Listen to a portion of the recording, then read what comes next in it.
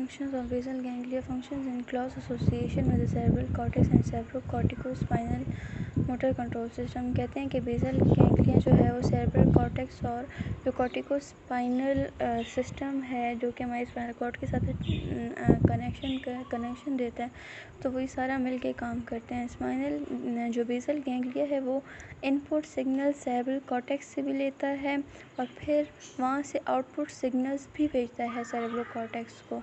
तो मतलब इसके कनेक्शन है सेरेब्रल कॉर्टेक्स के साथ, ठीक है। बेसल गैंग्लिया में कौन कौन से न्यूक्लियाई हैं? तो एक कॉर्डेट न्यूक्लियस है, ये जो ऊपर ऑरेंज कलर का, एक लेंटिफॉर्म न्यूक्लियस है, ठीक है। लेंटिफॉर्म न्यूक्लियस में दो चीज़ें आती हैं, एक पुटामन, एक ग्लोबस पैलिडस। पुटामन ग्लोबस पैलिडस को मिला के हम लेंटिफॉर्म न्यूक्लियस कहते हैं। एक सब्सटेंशिया नाइग्रा होता है नीचे ब्लैक कलर का और एक सब थैलेमिक न्यूक्लियाई होते हैं, ठीक है। दे आर लोकेटेड, अब ये जो हैं caudate nucleus, lentiform nucleus, substantia nigra और सब थैलेमिक, ये चारों जो हैं तो हमारे पास कहाँ पे होते हैं कि थैलेमस, बीच में दो बड़े बड़े ब्लू कलर के थैलेमस है। तो इसके लिटरली जो है और इसके मतलब इसको सराउंड किया होता है बेसल गैंग्लिया ने, ठीक है। और ये बोथ सेरेब्रल हेमिस्फीयर के अंदर की जो खाली जगह होती है उसमें ये प्रेजेंट है। ऑलमोस्ट जो मोटर और सेंसरी नर्व फाइबर्स हैं वो सेरेब्रल कॉर्टेक्स स्पाइनल कॉर्ड जो पास करती हैं, तो ये इन बेसल गैंग्लिया से होके गुजरती हैं। जैसे कि मतलब ये जो सारी फाइबर्स गुजरते हैं ना, तो ये इसके दरमियान से गुजरते हैं बेसल गैंग्लिया के, स्पेशली कॉर्डेट और पुटामन के दरमियान में से ज़्यादातर गुजरते हैं, ठीक है। इस स्पेस को हम कहते हैं, ये जो स्पेस नज़र आ रही है ना, कॉर्डेट है और फिर पुटामन है, इसके दरमियान जो स्पेस है इसको हम internal capsule of the brain कहते हैं, ठीक है। ये internal capsule of the brain है।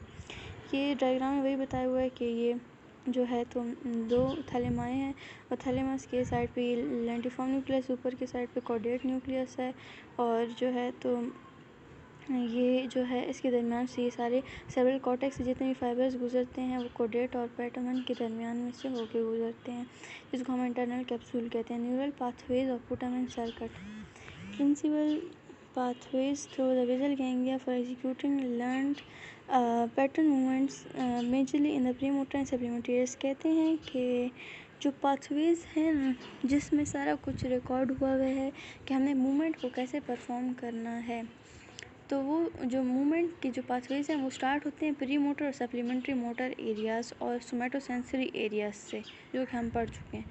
फिर वो वहाँ से पुटामन पे आते हैं, ठीक है। पुटामन पे आते हैं बाईपासिंग द कॉर्डेट न्यूक्लियस, ठीक है ना। पहले कॉर्डेट न्यूक्लियस को बाईपास करके नीचे पुटामन से गुजरते हुए और internal capsule of the globus pallidus, globus pallidus क्या लेंटिफॉर्म का ही हिस्सा है ना, तो उसके इंटरनल पोर्शन से गुजरते हैं और फिर जो है तो जाते हैं थैलेमस के ऊपर। हमने कहा था जो भी सेंसरी या मोटर से मिलाया जाएगा वो पहले थैलेमस के ऊपर ही जाएगा, तो वो बेसल गैंग्लिया के दरमियान में से गुजरते हुए आते हैं। और फिर थैलेमस के भी तो बहुत सारे न्यूक्लियाई हैं ना, तो थैलेमस के कौन से न्यूक्लियाई पे आते हैं?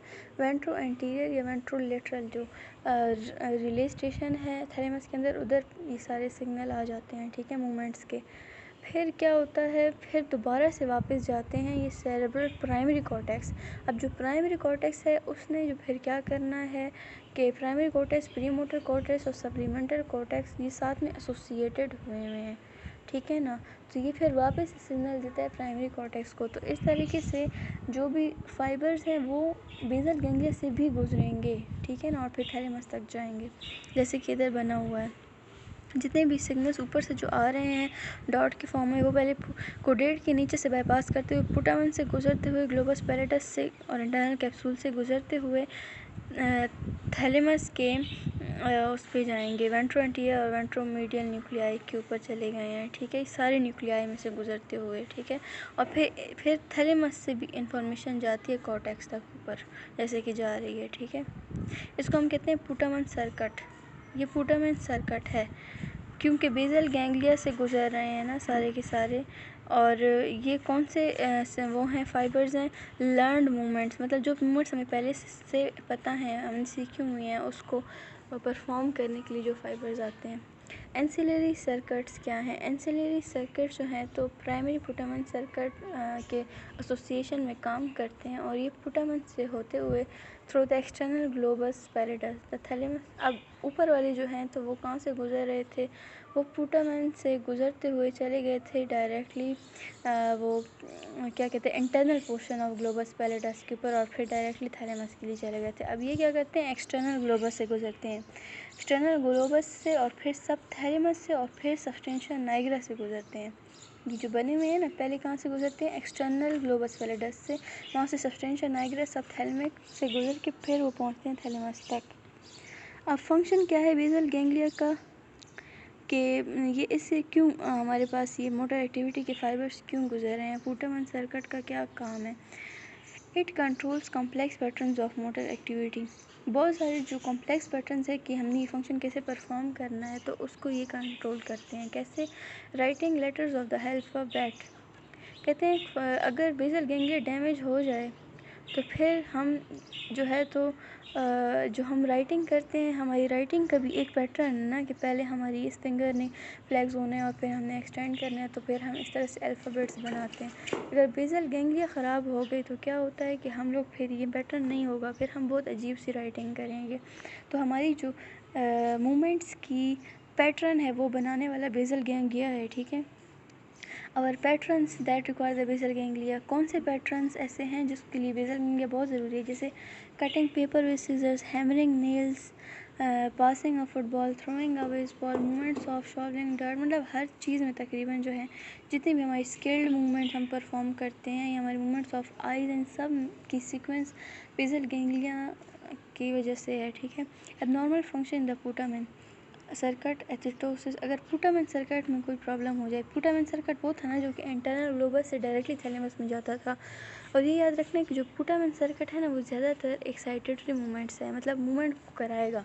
और जो ये एंसिलरी सर्किट था वो जो सब्सटेंशिया नाइग्रा से गुजरता था ना, तो ये ज़्यादातर मूवमेंट को स्टॉप कराता है, क्योंकि सब्सटेंशिया नाइग्रा गाबा रिलीज़ करता है और गाबा इनहिबिटरी है।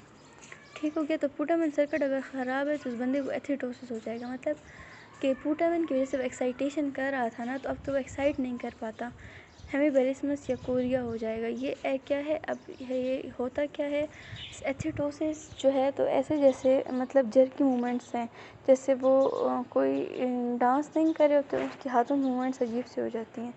हेमीबेलिस्मस भी जो है तो ये भी बहुत अजीब सी मूवमेंट्स है। ये हेमीबेलिस्मस में भी वो अजीब सी मूवमेंट्स कर रहा होता है और कोरिया भी ये अजीब सी मतलब जर्की मूवमेंट्स है। तो ग्लोबस पैलिडस में अगर लेजन आ जाएगा तो फिर क्या होगा हमारे पास के कंटिन्यूसली मूवमेंट होती रहेगी हैंड या आर्म्स या नेक्स या फेस की। इसको हम एथिटोसिस कहते हैं। क्या? रिथिंग मूवमेंट्स होती रहेंगी कंटिन्यूसली, ठीक है।